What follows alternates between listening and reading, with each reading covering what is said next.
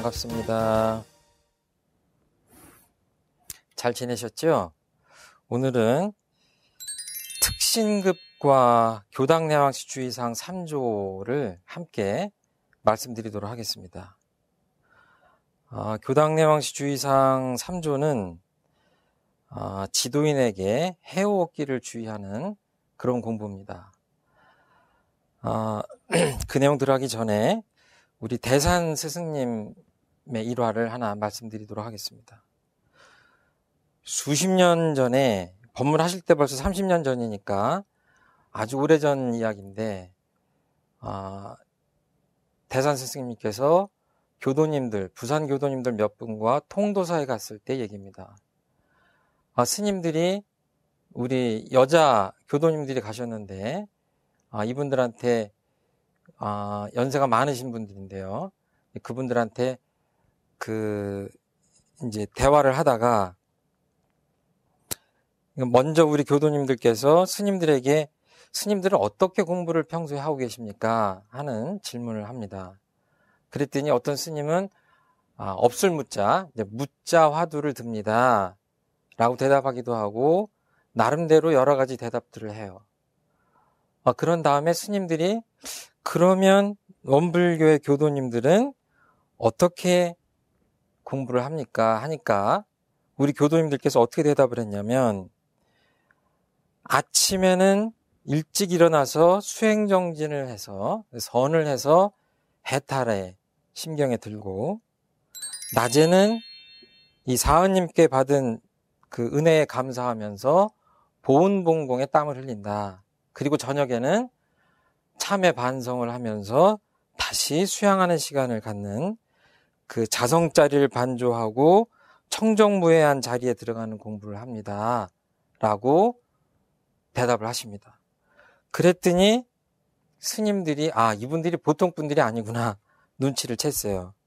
그러면서 사실은 이제 밥값도 받으려고 하고 재워주지 않으려고 했었다가 이분들이 대답을 하는 걸 보고 보통 분들이 아니구나 하면서 방도 거저 내주고 밥도 공짜로 주셨다는 그런 일화가 있습니다. 스님들이 사실은 대산 스승님께 어떤 질문을 하냐면 도대체 저 교도님들의 공부가 어느 정도 되었길래 저런 대답을 합니까? 라고 놀라면서 사실은 질문을 하는 그 내용이 있습니다. 그 물음에 대산 스승님께서 항마위 자리는 가고 있는 분들입니다. 라고 대답하는 장면이 이 법문에 있습니다. 이 법문을 들으시고 어떤 감상이 드셨는지 모르겠어요. 근데 정말 저는 우리가 하는 공부야말로 대단히 평범한 것 같지만 대단히 무서운 공부다.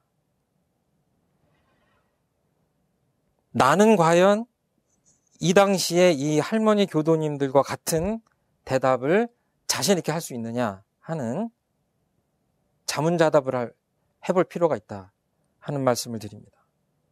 우리 공부에 자신이 있어야 되겠다.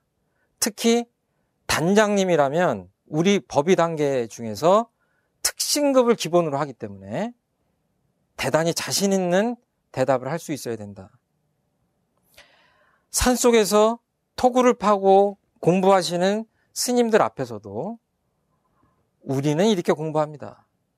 상실기에 동그라미 치면서 가위표 치면서 유문योग 공부하고 마음 챙기면서 아침에 7시간, 8시간씩 정진을 하는 건 아니지만 끊임없이 30분이면 30분, 1시간이면 1시간 아무리 바쁜 일상생활 속에서도 수행정진을 하고 밤에도 아무리 피곤해도 참회정진 시간을 반성 시간을 갖고 하는 그 일상 수행에 대한 자신 있는 체험과 믿음으로 대답을 할 수 있어야 되지 않겠느냐.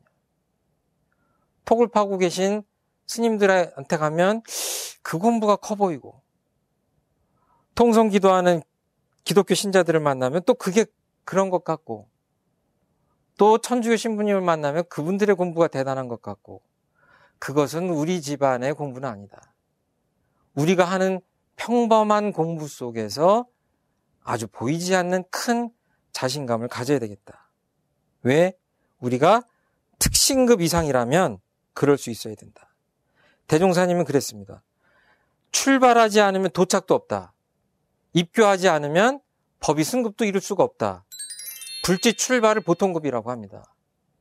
보통급이라는 것이 불지 출발이다. 불지를 향해서 출발하는, 땅하고 스타트하는 그런 것이다. 대통령도 입교하지 않으면 불지 출발을 할 수가 없다. 이 세상에 태어난 그 누구도 입교해서 마음 공부를 해서 내가 불지에 오르겠다라는 그 출발을 하지 않으면 도착 지점도 없다. 꼬린 지점도 없다. 하는 말씀을 하고 계십니다. 특신급이라는 것은 무엇으로도 바꾸지 않는 마음이다. 바꾸지 않는 그 마음자리가 정특이고 열애위자리다. 1초직입 열애위 할 수 있는 급이다. 라고 대산 스승님께서 말씀하고 계십니다. 내 생명이나 재산으로, 명예로 일체 것으로도 바꾸지 않는 그 마음이 있을 때 거기가 특신급이다. 거기서 출발하는 것이 단장님이기 때문에 단장님이라는 역할이 쉽지만은 않다. 이 특신급에 대한 자신감이 있어야 되겠다. 여기에 토가 떨어지지 않으면 늘 핑계가 많고 불평이 많고 되지 않는 이유가 많을 수밖에 없다. 천하에 말 잘하는 도올 김효옥 선생님 같은 분이 아무리 강의를 잘해도 우리 교단 교무님이 떠듬떠듬 눌변으로 하는 설교만큼은 못하다 하는 마음이 특신급인 교도님 마음속에는 있어야 된다라고 저는 생각합니다. 왜? 불법이라는 것은 불생불멸의 이치와 인과보응되는 이치를, 그 진리를 담고 있어야지 불법이라고 할 수 있는데, 죄송한 얘기지만 원불교를 좋아하시는 우리 도올 김효옥 선생님의 강의에는 여러 가지 강의는 있지만 사실은 그런 내용은 약하지 않느냐. 그렇다면 내 삶을 구원받고자 하는 그 불법의 핵심이 담겨 있는 우리 교무님의 설교가 설사 화려하지 않더라도 거기에 내 마음이 꽂혀야 되는 것이 아니냐 하는 말씀을 드립니다.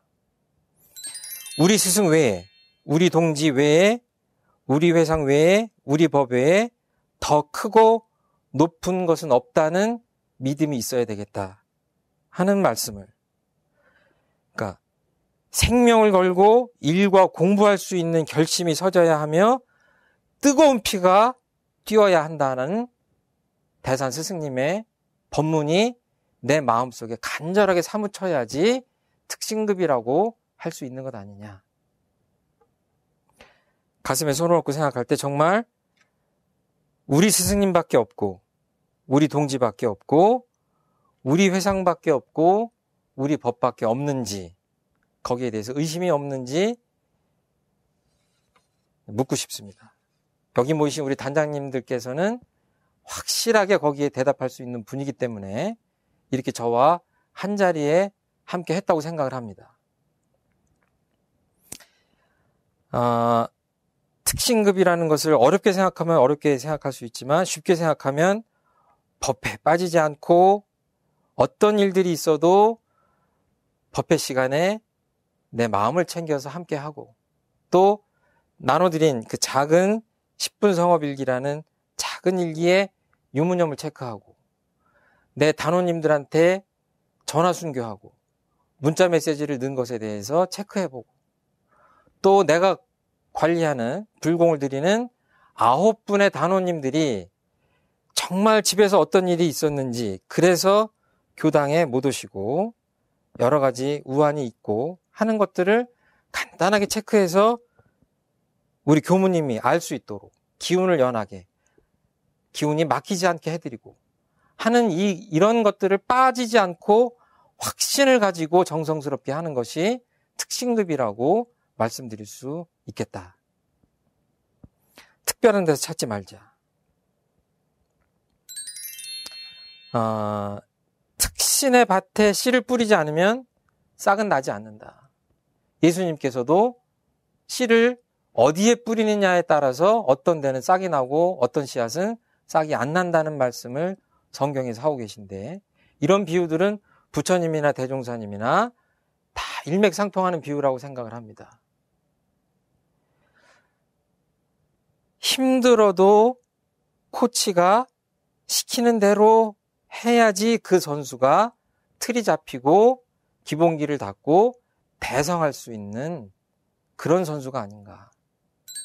그것을 좌우하는 것이 바로 특별한 신심이 있냐 없냐를 가르는 특신급에 달렸다라고 생각을 합니다. 우리나라 최고의 골퍼가 박세리 씨인가요? 요즘은 신지혜로 바뀌었나요? 최고의 야구 선수는 또 예전에는 이승엽, 요즘 같으면 추신수 선수 공격하는데, 또 수영 선수는 누가 뭐래도 박태환 선수, 아이스 피겨에서는 김연아 선수. 근데 이분들에게는 과연 코치가 없는 것이냐?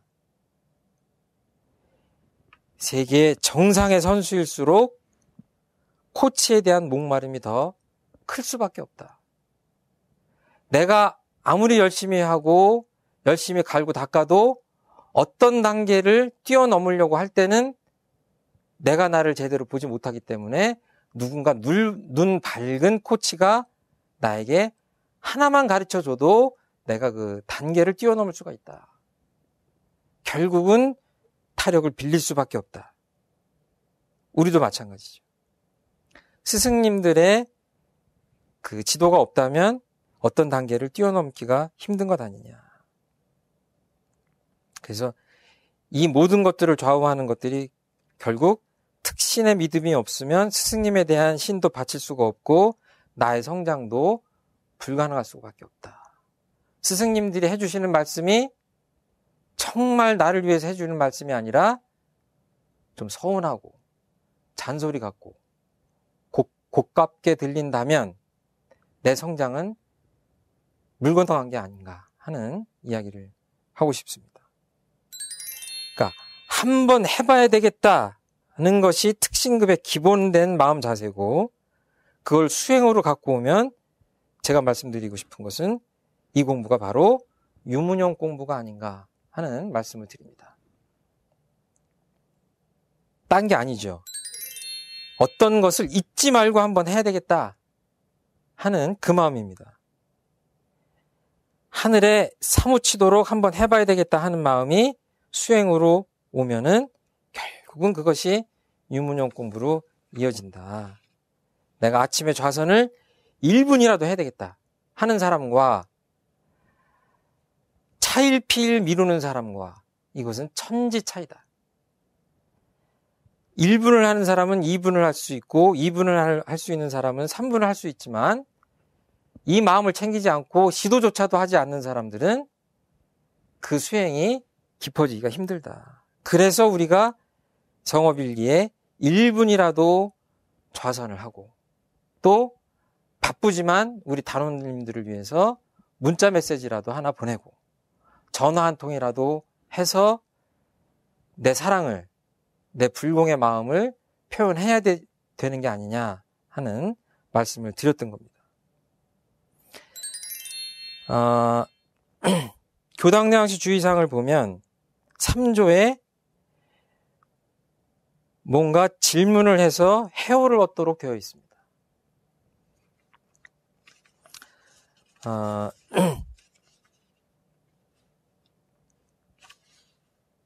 어떠한 사항에 특별히 의심나는 일이 있고 보면 그 의심된 바를 제출하여 지도인에게 해오 얻기를 주의할 것이요. 풀어서 깨달음을 얻는다는 얘기죠. 해오라는 것은. 그런데 가만히 생각해 보면 내가 지금 일주일이나 한 달이나 1년 사이에 정말 원불교의 스승님한테 까닭 있는 특별한 질문을 한 적이 있느냐? 아마 많지 않으리라고 생각을 합니다. 왜냐? 깊은 마음 공부를 하지 않으면 특별한 의심이 생기기 힘들기 때문에 그렇다. 그리고 더구나 늘 드리는 말씀이지만 나한테 지도인이 없다면, 스승님이 없다면 질문할 상대가 없죠. 이건 대단히 중요한 이야기다. 아까 박세리 선수나 신지혜 선수나 추신 선수나 김연아 선수 같은 사람들이 의문은 생겼지만 누군가가 있어야지, 인류 코치가 있어야지 질문을 할 거 아닙니까? 우리들의 삶에 특별한 의심이 없다는 것은 사실은 깊은 마음 공부를 하지 않는다는 이야기와 같고, 또 그것을 누구한테 말하지 못한다는 것은 내 인생을 맡길 만한, 내 정말 실존적인 깊은 인생의 문제를 털어놓고 이야기할 만한 지도인이 없는 게 아니라 그런 분들을 내가 찾지 못했다는 그런 이야기하고 같다. 들으시는 분들은 좀 억울할지 모르지만 그렇게 이야기할 수밖에 없다. 여러분들이 구사고 행상을 통해서 정말 허심탄회하게 문답감정 해오를 얻을 수 있는 스승님들을 모시지 못하면, 그 지도인을 내가 모시지 못하고 있다면 교당내왕시 주의사항은 이루어질 수 없는 것이다. 왜? 타력을 빌리는 공부이기 때문에. 상시응용 주의사항은 내가 웬만큼 혼자 해도 되지만 교당내왕시 주의사항은 힘들다. 타력을 빌리려면 그 스승님이나 지도인이라는 타력이 계셔야 되지 않겠느냐.